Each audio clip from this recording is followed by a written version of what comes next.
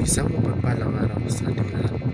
Ako ang inyong lingkod, Elijah Ponce Montes, at welcome sa ating daily devotions.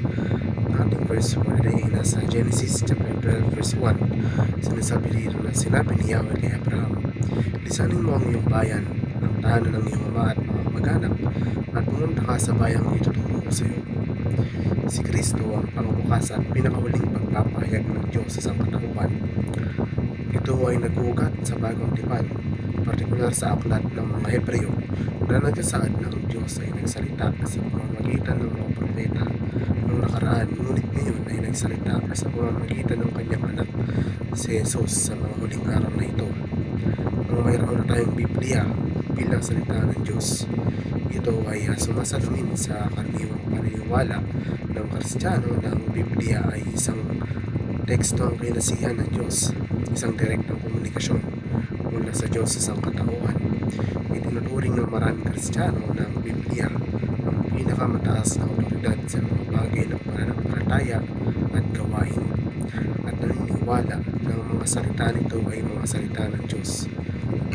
Ang Diyos ay nakikipag-ugnayan sa atin sa pamamagitan ng parehong nakasulat na salita, di ang Biblia at ang banal na Espiritu.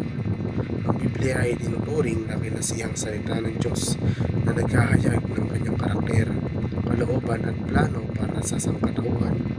Ang banal na Espiritu na kilala rin bilang tagapagtanggol o ang Espiritu ng katotohanan ay pinaniniwala ang gagabay sa mga mananampalataya sa lahat ng katotohanan at tulungan silang maunawaan at may sagawa ang salita ng Diyos. Ang paniniwala sa kasapatan ng Biblia ay nangangahulugan ng paghawak ng pananalig na ang Biblia ay naglaman ng lahat ng mahalagang katotohanang kailangan para sa kaligtasan at para sa pamumuhay ng mga Diyos na buhay. Kapag tinatasa ang mga sermon o turo, napakahalagang subukan ng mga ito laban sa Biblia upang matiyak na naaayon ang mga ito sa salita ng Diyos at sa mga tinuro ni Jesucristo.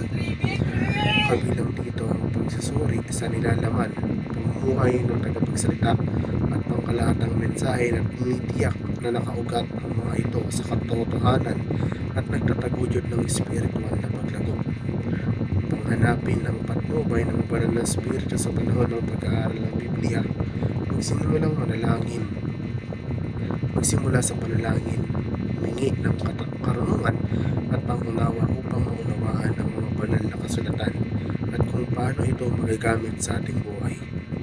Maaaring ihayag ng banal na espiritu ang mas malalim na katotohanan, paalala sa mga isip ang mga nakalimutang kasulatan at ipaliwanag ang salita ng Diyos na tinutulungan tayong maglakbay sa buhay ng may karunungan.